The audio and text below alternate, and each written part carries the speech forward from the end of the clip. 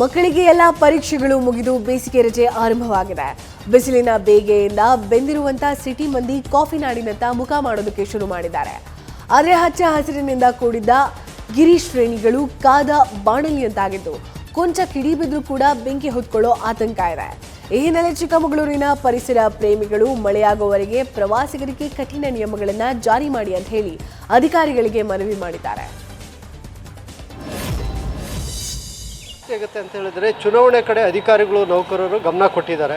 ಎಲ್ಲ ಇಲಾಖೆಯವರು ನೀವು ಈ ಕಡೆ ಗಮನ ಕೊಟ್ಟು ಈ ಕಡೆ ಏನಾದರೂ ಗಮನ ಕೊಡದಿದ್ದರೆ ವ್ಯಾಪಕವಾಗಿ ಹಾನಿ ಸಂಭವಿಸೋ ಸಾಧ್ಯತೆಗಳಿರೋದ್ರಿಂದ ಜಿಲ್ಲಾಡಳಿತ ಈಗ ಸದ್ಯದ ಸ್ಥಿತಿಯಲ್ಲಿ ಒಂದು ಕೆಲಸ ಮಾಡ್ಬೋದು. ಏನು ಅಂತ ಹೇಳಿದರೆ ಮಾಗಡಿ ಕೈ ಮರದ ಹತ್ರ ಒಂದು ಟೋಲನ್ನು ಫಿಕ್ಸ್ ಮಾಡಿ ಅಲ್ಲಿ ತನಿಖಾ ಠಾಣೆಯನ್ನು ಫಿಕ್ಸ್ ಮಾಡಿ ಯಾರು ಪ್ರವಾಸಿಗರು ಬರ್ತಾರೆ, ಯಾವುದೇ ಥರದ ಪ್ರವಾಸಿಗರು ಬರ್ತಾರೆ, ಎಲ್ಲಿಂದ ಬರ್ತಾರೆ ಅದನ್ನು ಪರಿಶೀಲಿಸೋಂಥದ್ದು. ಇನ್ನೊಂದು ಇಲ್ಲಿ ನಿರ್ವಾಣಸ್ವಾಮಿ ಮಠದ ಕೈಮರದ ಹತ್ರ ಒಂದು ಟೋಲನ್ನು ಹಾಕಿ ಅಲ್ಲಿ ಕೂಡ ಪರಿಶೀಲಿಸುವಂಥ ಕಾರ್ಯ ಮತ್ತು ಕಟ್ಟುನಿಟ್ಟಾಗಿ ಪ್ರವಾಸಿಗರನ್ನು ಜಾಗೃತಗೊಳಿಸಿ ಅವರನ್ನು ಒಳಗಡೆ ಬಿಡುವಂಥ ವ್ಯವಸ್ಥೆ ಮಾಡಬೇಕು ಅಂಥೇಳಿ ಈ ಸಂದರ್ಭದಲ್ಲಿ ಸರ್ಕಾರ ಮತ್ತು ಜಿಲ್ಲಾಡಳಿತವನ್ನು ನಾನು ಒತ್ತಾಯಿಸ್ತೇನೆ.